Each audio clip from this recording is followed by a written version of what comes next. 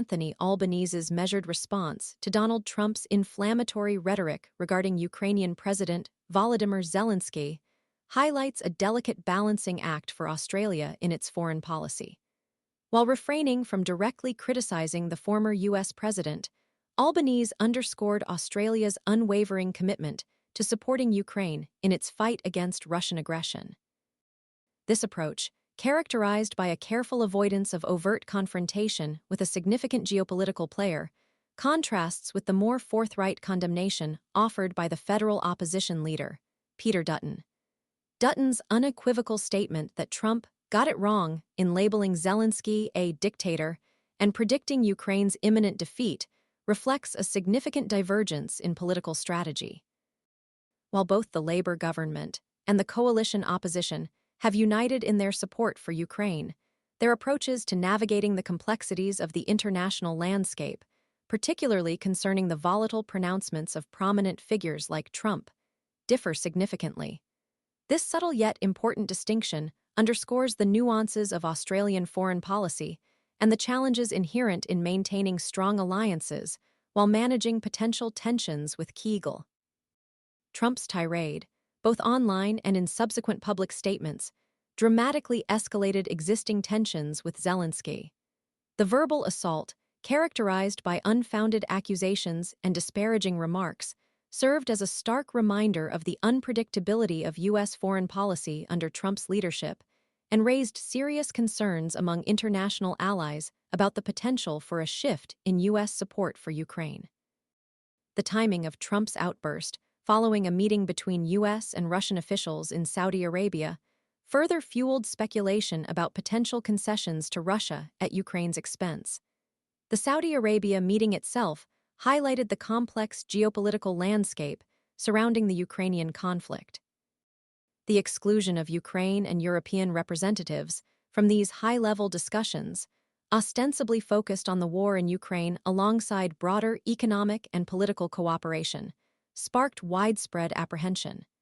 This exclusionary approach fueled concerns that Trump, should he regain power, might prioritize a peace deal potentially favorable to Russian President Vladimir Putin, even if it came at the expense of Ukrainian sovereignty and territorial integrity.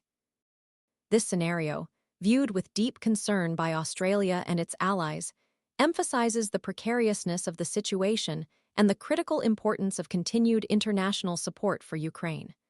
Australia's steadfast commitment to Ukraine's defense since the February 2022 invasion has been unwavering, transcending the change in government from the Morrison administration to the Albanese government.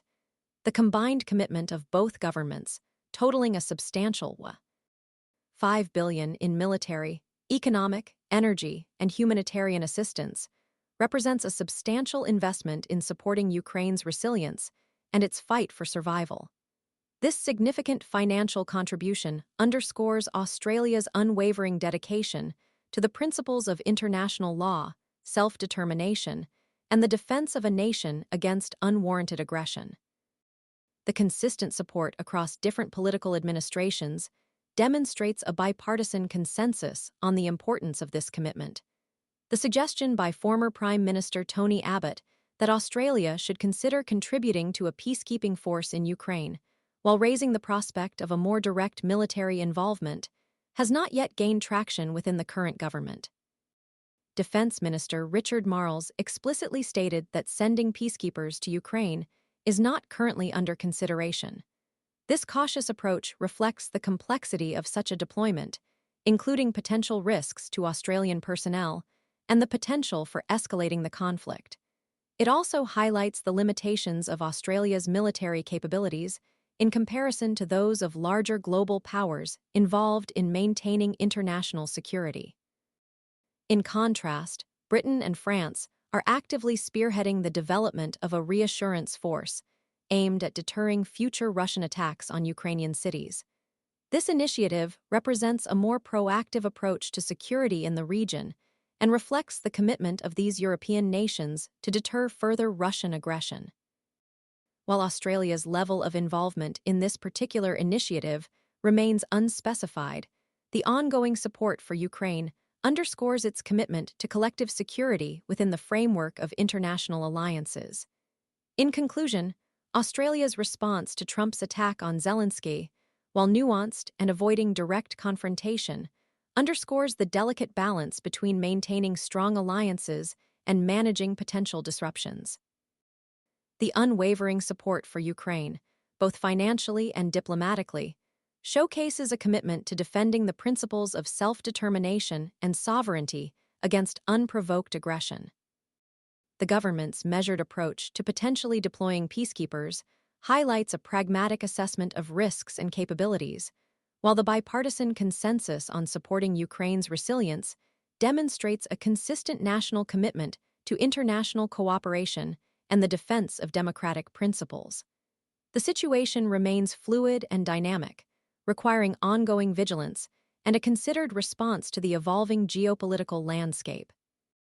The future direction of Australian support for Ukraine will continue to depend on the shifting dynamics of the international conflict and the decisions of various global powers.